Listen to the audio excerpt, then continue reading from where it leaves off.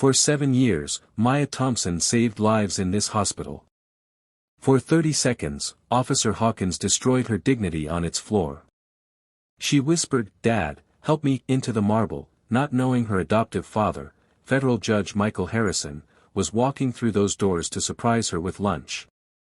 The moment this white judge realized the black woman being brutalized was his daughter, the moment he dropped to his knees in his robes beside her, the moment he whispered, "I'm here, baby girl," while calling the FBI, that moment changed American policing forever. The sound of Maya Thompson's body hitting the hospital's marble floor echoed through the emergency room entrance like a gunshot, her blue scrubs tearing at the knee as Officer Derek Hawkins pressed his weight against her spine, his hand forcing her face into the cold stone while dozens of patients and staff members stood frozen in daylight streaming through the glass doors. "Stop resisting," he shouted, though Maya's arms were pinned beneath her, her nursing badge scraping against the floor, her only movement the involuntary trembling of someone whose entire world had just shattered in front of the workplace where she'd saved lives for 7 years. The 28-year-old cardiac nurse had been walking back from her lunch break, still carrying the sandwich she'd never gotten to eat, when Officer Hawkins had grabbed her arm and spun her around, claiming she matched the description of someone who'd stolen medications from the pharmacy. The description, as witnesses would later testify, was simply, black female in medical attire, criteria that fit 30 other employees in the building but somehow justified Hawkins treating Maya like a violent criminal rather than the woman who'd spent the previous 12 hours keeping 3 critical patients alive. "Please," Maya gasped, her voice muffled against the floor. "My ID is in my pocket. I work here. I'm a nurse." But Hawkins's knee pressed harder into her back, his hand reaching for his cuffs while his partner, Officer Brandon Cole, stood by doing nothing to de-escalate, nothing to verify Maya's identity, nothing to prevent what was rapidly becoming not just false arrest but assault under the color of law. The crowd grew larger, phones emerging to record the scene, but no one intervened, the badges and guns creating an invisible barrier that kept even Maya's colleagues from stepping forward.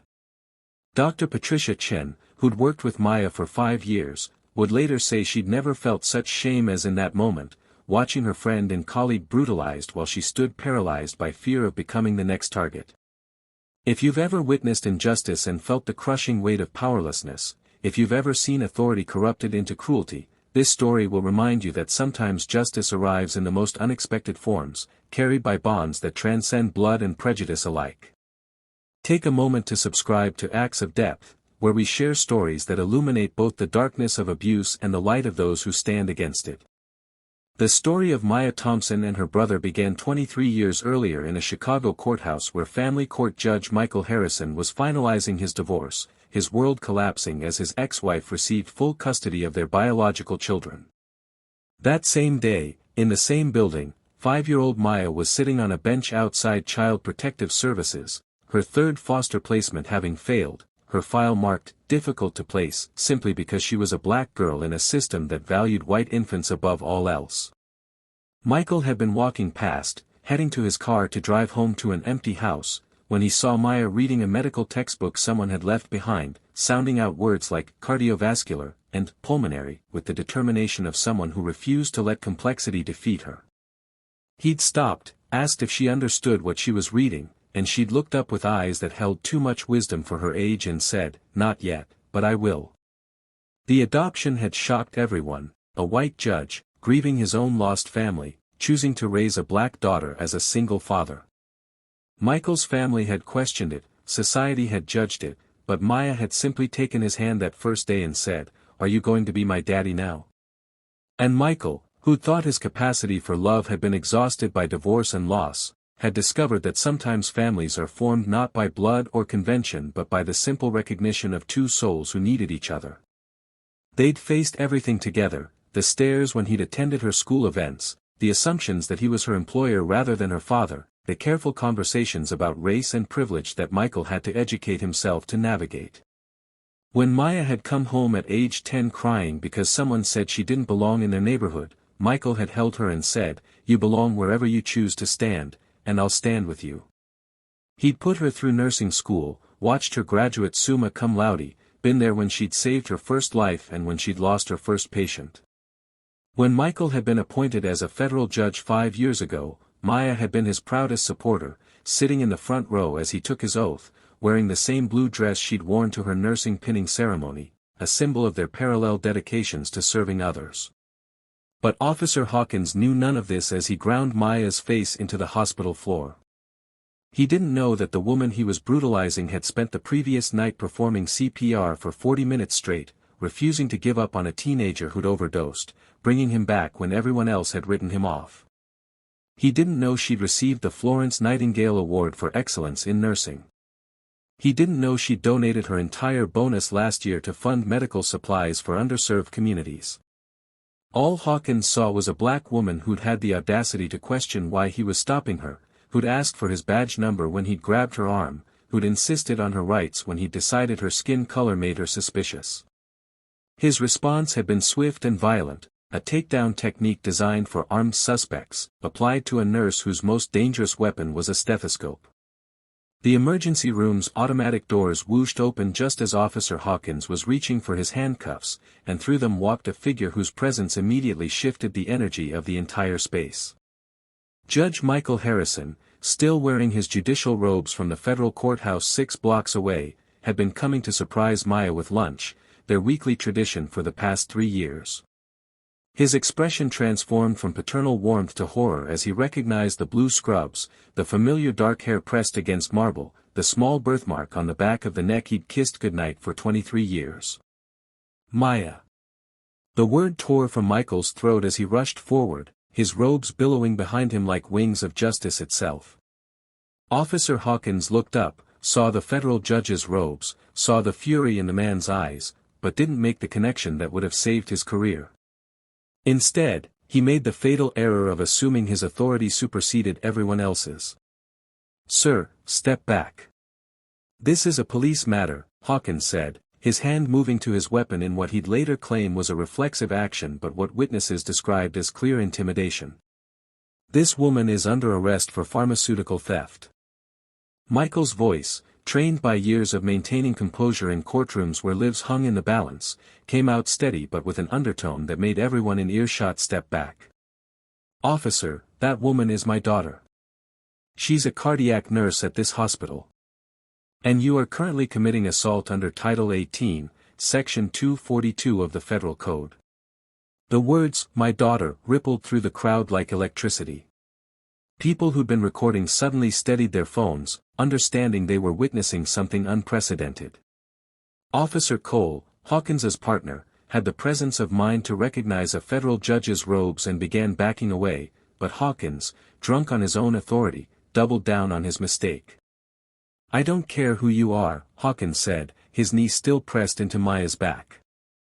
"She matched a description, she resisted questioning, and I'm taking her in." He yanked Maya's arms behind her back, the movement causing her to cry out in pain, a sound that would haunt everyone who heard it, but especially Michael, who hadn't heard his daughter cry since she'd broken her arm falling from a tree at age 12. Michael pulled out his phone with the calm precision of someone who'd learned that properly documented evidence was more powerful than any physical intervention. "Officer Hawkins," he said, reading the name tag clearly for the recording, "badge number 4872, you are being filmed assaulting a medical professional without cause. I'm Judge Michael Harrison of the Federal District Court, Eastern Division. Release my daughter immediately or face federal civil rights charges." But something else was happening in the crowd. Dr. Chen had overcome her paralysis and was now kneeling beside Maya, checking her vitals despite Hawkins's protests. "Her shoulder is dislocated," she announced loudly. "You've injured a nurse who was supposed to perform emergency surgery in an hour. Every patient she can't treat because of your assault is potential medical negligence on your part." The hospital's chief administrator, James Morrison, had appeared, his face cycling between fear of police retaliation and terror of lawsuits. But when he saw Judge Harrison, a man who'd presided over some of the most significant civil rights cases in the state, his calculation changed. "Officer, this woman is indeed our employee. She's been here since 6 this morning. The pharmacy theft occurred at noon, she was in surgery with 12 witnesses." Hawkins finally began to understand the magnitude of his error, but pride and training that emphasized never admitting wrongdoing kept him from simply releasing Maya. She failed to comply with lawful orders, he said, though his voice had lost its earlier conviction. That's still arrestable. Michael knelt beside his daughter, his robes pooling on the floor, and spoke loud enough for every recording device to capture. Maya, sweetheart, I'm here. Don't move. We're documenting everything. Then he looked up at Hawkins with eyes that had sentenced criminals to decades in prison. Officer, you have 5 seconds to release my daughter before I call the FBI Civil Rights Division. I have the director's personal number, and I promise you, he will be very interested in why a white officer felt entitled to assault a black nurse with no investigation, no warrant, and no probable cause beyond her race. The mention of the FBI finally penetrated Hawkins's fog of authority. His hand moved from his weapon, his knee lifted from Maya's back, but the damage was done. Maya rolled onto her side, cradling her dislocated shoulder, tears streaming down her face not from pain but from the humiliation of being brutalized in front of colleagues she'd worked alongside for years, patients she'd cared for, in the place where she'd built her professional identity. Michael helped his daughter sit up, his arms around her in a protective embrace that photographer James Walsh would later capture in an image that would become iconic, a white judge in federal robes holding a black nurse on a hospital floor, both of them crying, surrounded by the debris of American justice failing its most fundamental test. Maya's breath came in short gasps as Michael cradled her, her dislocated shoulder sending waves of pain through her body, but it was the crowd of colleagues that hurt most, their faces a mixture of sympathy and relief that it hadn't been them on the floor. She recognized patients she'd treated, including Mrs. Rodriguez, whose heart surgery Maya had assisted with just yesterday, now filming with tears streaming down her weathered face. Call an ambulance, someone suggested, the irony not lost on anyone that they were standing in a hospital entrance. Dr. Chen was already directing medical staff to bring a gurney, but Maya shook her head, her voice stronger than anyone expected. No, she said, struggling to stand with Michael's support. If I'm being arrested for theft, Officer Hawkins needs to prove it. Right now. In front of everyone. She turned to face Hawkins, her nursing scrubs torn, her shoulder visibly displaced, but her dignity intact. You said I matched a description. What description exactly? Read it out loud so everyone can hear. Hawkins's hand moved to his radio, but he didn't key it. The description, everyone knew, would be damning in its vagueness. Officer Cole, perhaps seeing his own career flashing before his eyes, finally spoke up. Derek, we should go. We made a mistake. A mistake. Maya's voice carried across the emergency room. You threw me to the ground because I'm black and wearing scrubs. How many other black healthcare workers are you going to assault today? Should they all call in sick to avoid matching your description? Michael stood beside his daughter, one hand steadying her, the other holding his phone which was still recording. Officer Hawkins, my daughter asked you a direct question.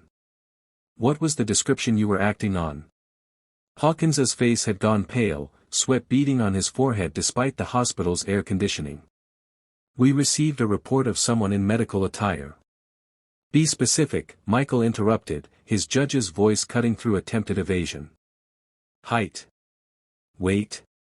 Age. Any distinguishing features beyond race? The silence stretched until it became its own answer. Finally, Hawkins admitted, black female, approximately 25 to 40 years old, wearing medical clothing. A collective gasp went through the crowd. Dr. Chen stepped forward, her own recording phone held high. That describes 31 employees on this shift alone. Did you assault all of them, or was Maya special?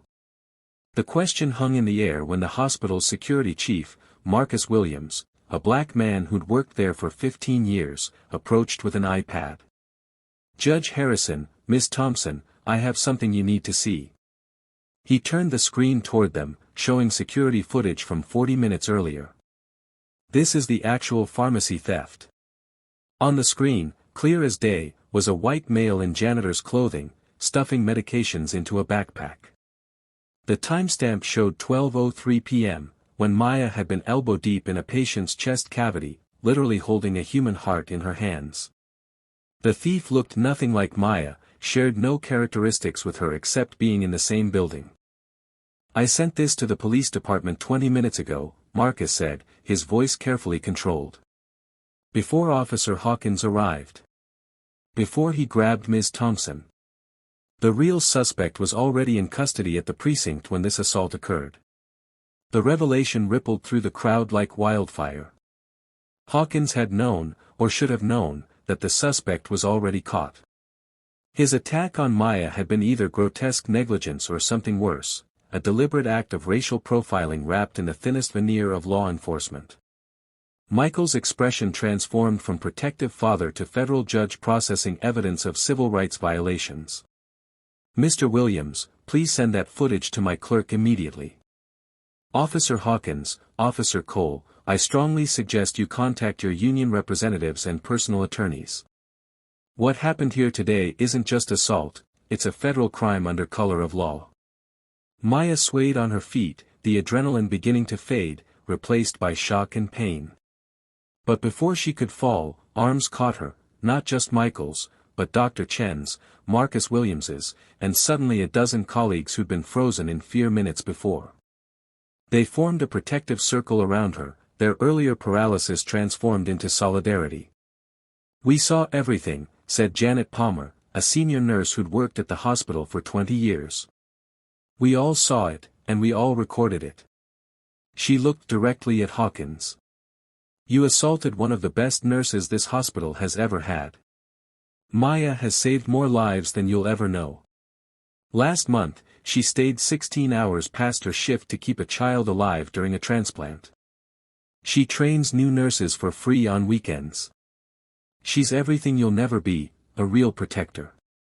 The emergency room doors opened again, and this time an entire team of officials entered, hospital administrators, including the CEO, and behind them, two figures that made Hawkins step backward, FBI agents, their badges gleaming in the afternoon light. Agent Sarah Kim, FBI Civil Rights Division, the lead agent announced. "We received a call about a potential violation of federal civil rights law. We'll need to interview everyone present." She looked at Maya, still supported by her colleagues and her father. "Ms. Thompson, do you need immediate medical attention?" Maya nodded, finally allowing the pain to show on her face. As Dr. Chen and another physician began gently examining her shoulder, Maya spoke directly to Agent Kim. "I want to press charges. Not just for me, but for every black healthcare worker who comes to work wondering if today's the day their skin color makes them suspicious. For every patient who might not get care because their nurse is being traumatized by police who see criminals instead of caregivers." The emergency room had transformed into a crime scene, with FBI agents interviewing witnesses while Maya sat on a gurney, her shoulder being reset by Dr. Chen with Michael holding her hand through the pain. The local news had arrived, their cameras capturing Officer Hawkins being read his rights by Agent Kim, the same words he'd threatened Maya with now being used against him. But it was what happened next that would transform a single incident into a national reckoning. "Your Honor," Agent Kim approached Michael quietly, "we've discovered something significant. Officer Hawkins has 17 previous complaints for excessive force, all against black women, all buried by his department. This isn't an isolated incident, it's a pattern." Michael's jaw tightened as he processed this information, his free hand clenching into a fist. Maya, despite the pain medication beginning to take effect, heard every word. 17, she whispered. How many other women did he hurt while the system protected him? Before Agent Kim could respond, a commotion at the entrance drew everyone's attention. A group of women had arrived, all different ages, all black, all wearing various medical attire. They filed in silently, forming a line that stretched from the entrance to where Maya sat. The woman at the front, a gray-haired physician in her 60s, spoke first. "I'm Dr. Evelyn Foster," she said, her voice carrying the weight of decades of experience. "Officer Hawkins threw me against my own car 2 years ago. I was leaving a house call at midnight. He said I was suspicious. The department said there was insufficient evidence to pursue charges, despite 3 witnesses. The next woman stepped forward. Registered nurse Keisha Brown. He dislocated my wrist during a traffic stop. I was driving home from this very hospital. He said my scrubs could have been stolen. One by one, they told their stories: nurses, doctors, technicians, therapists, all assaulted by the same officer, all dismissed by the same system, all carrying trauma that had never seen justice. By the time the last woman spoke, there were 23 of them, a constellation of pain that had been invisible until Maya's assault had finally been too public, too documented, too connected to power to ignore. Maya stood, despite Dr. Chen's protests, her right arm in a sling but her spirit unbroken. She faced Officer Hawkins, who was now sitting handcuffed on a bench, his earlier arrogance replaced by the hollow look of someone watching their world collapse. "You didn't just assault me today," she said, her voice steady despite the medication. "You assaulted every woman standing here. Every patient who didn't get their full care because their provider was traumatized. Every family who watched their loved one suffer because you made healers afraid to exist in their own skin." Michael stepped forward, his judicial robes still carrying the dust from the hospital floor. "Officer Hawkins, I've sentenced many criminals in my career, but rarely have I seen such a clear pattern of abuse of power. You weaponized your badge against healers, against women who dedicate their lives to saving others. The law you claimed to enforce became a tool of terror in your hands." The hospital CEO, who'd been conferring with the legal team, announced a decision that would make headlines, effective immediately: "This hospital is implementing a zero-tolerance policy for discrimination against our staff. We're also establishing a legal fund to support any employee who faces racial profiling or harassment. And we're filing charges against the police department for the cumulative damage done to our workforce by Officer Hawkins." The crowd, which had grown to include off-duty staff, patients, and their families, burst into applause. But Maya raised her hand for silence. "This isn't just about punishment," she said, looking at the cameras that were broadcasting live. "It's about change. Officer Hawkins is one person, but he was enabled by a system that saw 17 complaints and did nothing. That system needs to change." She turned to the other women who'd been assaulted. "We survived. We continued healing others despite our own wounds.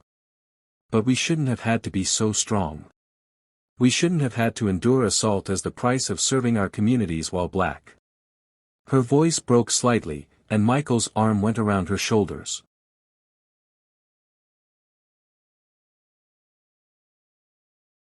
"My father taught me that justice isn't just about law," Maya continued, looking at Michael with eyes full of love and pain. "It's about truth being heard and believed.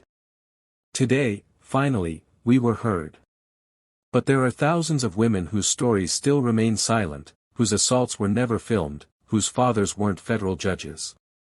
This is for them too." Agent Kim stepped forward with an update that sent another shock through the room. "We've just received word from the Department of Justice. Based on the pattern of civil rights violations we've documented today, they're opening a full investigation into this police department. Officer Hawkins will face federal charges, but more importantly, the entire system that enabled him will be examined." Hawkins, perhaps finally understanding the magnitude of what he'd unleashed, tried to speak. "I was just doing my job. I didn't mean." "You didn't mean to get caught," Maya interrupted. "You didn't mean to assault someone whose father could fight back. You didn't mean for your victims to unite. But meaning doesn't matter when the impact is trauma, when your job becomes terrorizing the very people who hold our community together."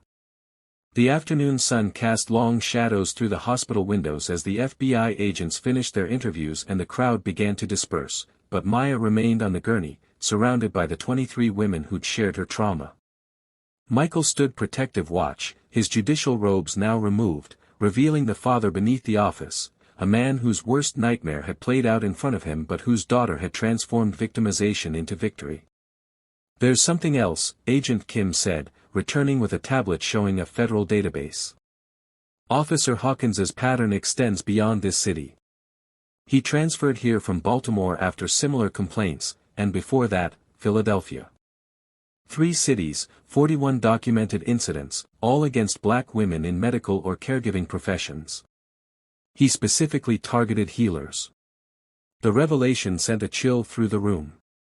This wasn't random bias, it was targeted predation, a serial abuser who'd hidden behind a badge while systematically attacking some of society's most essential workers. Dr. Foster, the eldest of the victims present, spoke with the wisdom of someone who'd seen patterns repeat across generations. He feared us, she said simply. Black women with education, with authority to save lives, with knowledge that exceeded his own. We represented everything that challenged his worldview, so he used the only power he had, violence sanctioned by the state.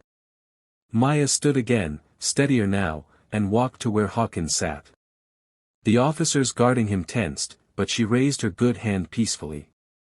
I want you to know something, she said to him.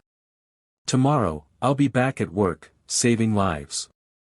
My shoulder will heal, and I'll continue being who I've always been, a healer. But you? You'll never wear a badge again. You'll never terrorize another woman. Your legacy will be as the officer whose violence finally broke the system's silence.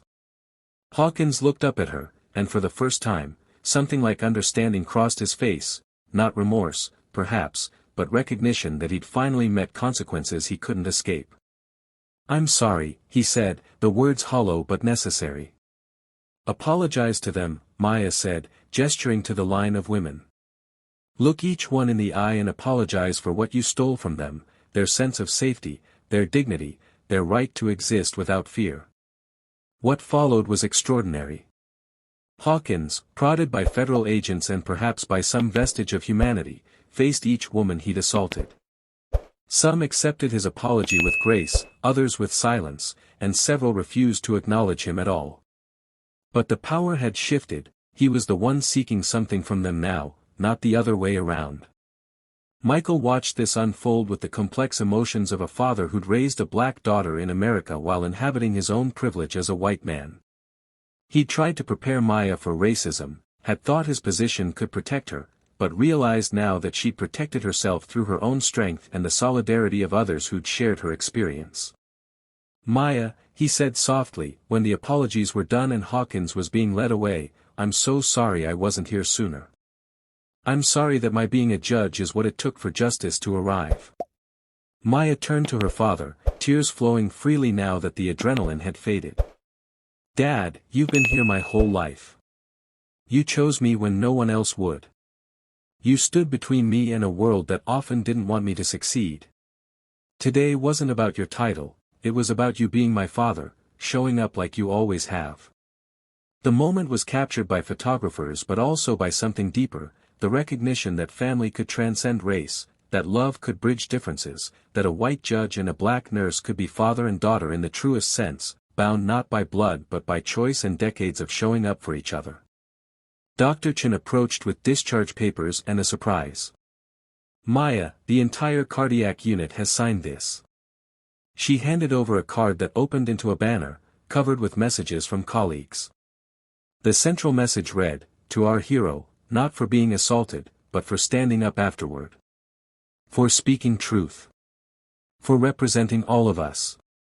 As Maya read the messages, each one a testament to the lives she'd touched, the patients she'd saved, the colleagues she'd mentored, something shifted in the room. The trauma wasn't erased, but it was being transformed into something else, a catalyst for change that had been desperately needed. 3 months later, at the federal courthouse where Michael presided, Officer Derek Hawkins was sentenced to 5 years in federal prison for civil rights violations. But more importantly, the investigation he triggered led to the resignation of the police chief, the implementation of new oversight procedures, and the establishment of the Maya Thompson Protocol, a set of guidelines ensuring that reports of racial profiling would trigger immediate federal review. Maya was there for the sentencing, wearing the same blue dress she'd worn to her father's judicial appointment, now a symbol not of celebration but of survival and strength. She spoke as a victim impact witness, but her words weren't about her pain, they were about the future. This isn't justice, she said to the packed courtroom. Justice would be never having been assaulted at all. But this is accountability, and that's a start. Every nurse, every doctor, every healer who goes to work tomorrow feeling a little safer because Derek Hawkins is behind bars, that's the only victory that matters. After the sentencing, Maya and Michael stood on the courthouse steps where photographers captured them again, not as victim and rescuer, but as daughter and father who'd faced injustice together and emerged stronger. Behind them, the 23 women who'd been Hawkins's other victims stood in solidarity, their presence a testament to the power of collective truth. You know what the hardest part was? Maya said to Michael as they walked to their weekly lunch, her shoulder fully healed but the memory still fresh. It wasn't the assault. It was the moment before you arrived, when I thought this was just going to be another story no one would believe, another black woman's pain dismissed as exaggeration. Michael stopped walking and faced his daughter. Maya, I need you to know something. Yes, my being a judge helped today get attention. But you, standing up while injured, demanding answers, refusing to be silenced, that's what made the difference. You turned your assault into an uprising. You transformed trauma into truth that couldn't be ignored. As they entered the restaurant where they'd shared hundreds of meals over 23 years, Maya saw her reflection in the window, a black woman in blue scrubs, a healer, a survivor, a daughter who'd been chosen and loved by a father who saw her full humanity from the moment they'd met in that courthouse decades ago. The other diners recognized them from the news coverage, some nodding respectfully, others looking away in discomfort. But Maya and Michael just sat at their usual table, ordered their usual meals, and continued the conversation they'd been having for over 2 decades, about justice and injustice, about healing and harm, about the world as it is and as it could be. Dad, Maya said, reaching across the table to take his hand, thank you for walking through that door when you did. But more than that, thank you for walking through that courthouse door 23 years ago and choosing to be my father. Michael squeezed her hand, his eyes misting. Maya, I didn't save you that day. You saved me. You gave me purpose when I'd lost everything. You taught me that family isn't about matching DNA, it's about matching values, matching love, matching the determination to stand up for each other no matter what. As they finished their lunch, Maya's phone buzzed with a message from the hospital. Another cardiac emergency was coming in, another life hanging in the balance. She stood, kissed her father's forehead, and headed back to work, back to the emergency room where she'd been assaulted, back to the job she loved, back to saving lives regardless of whether the world saw her as a hero or a threat. Because that's what healers do. They return to the places of their trauma and transform them into spaces of healing. They take their pain and alchemize it into purpose. They stand up after being knocked down and say, I'm still here.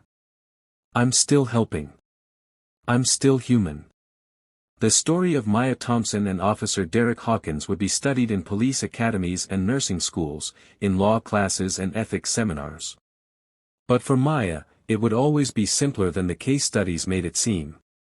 It was the story of a woman who refused to let assault define her, a father who showed up when it mattered, and 23 women whose collective truth finally broke through silence. Justice hadn't been served, it had been demanded, fought for, and partially won. And sometimes, in a world where complete justice feels impossible, partial victory is enough to keep fighting for the rest.